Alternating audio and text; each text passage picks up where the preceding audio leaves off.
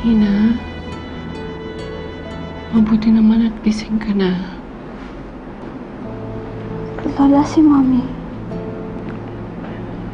Nina, I'm sorry, but your mom... She's dead. I'm sorry.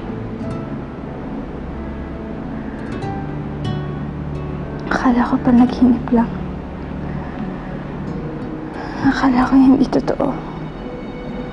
Pero ano pang abang aasahan ko sa kanya?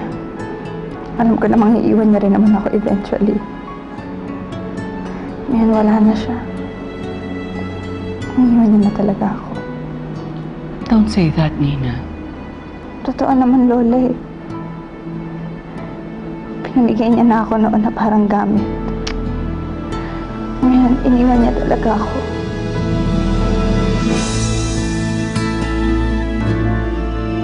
Ang kasama ko, mami mo. Wala siyang bukang bibig kundi ikaw.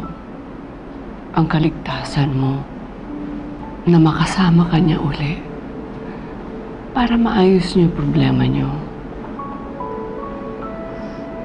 Paano pa po namin maaayos yung problema? Eh, wala na siya.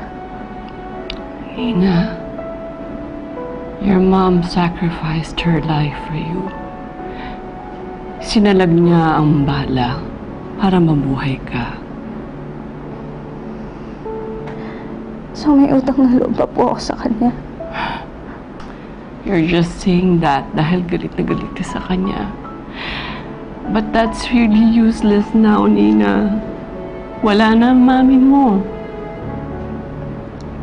Kaya baliwala lahat ng buot at galit dyan sa dibdib mo. She sacrificed her life for you and you have to be thankful for that. And she did it wholeheartedly dahil ganun kanya kamahal. Ang sabi sa akin ni Bridget na magkasama kami, she wanted to make amends to you. Kaya kung ano man ang mga kasalanan niya at pagkukulang niya sa'yo, she more than paid up for it. She sacrificed her own life. Hindi pa ba enough yun para patawarin mo siya?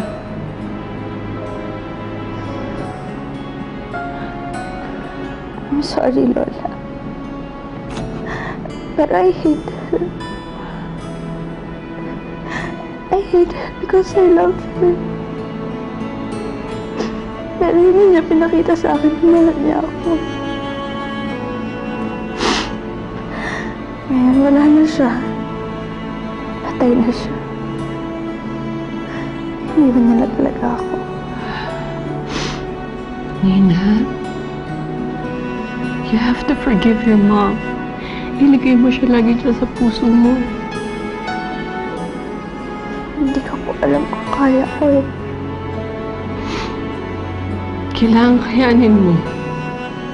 Because that's the only way for you to be able to move on with your life at makalimutan mo lahat ng trahedyang nangyari sa'yo. You need to forgive your mom.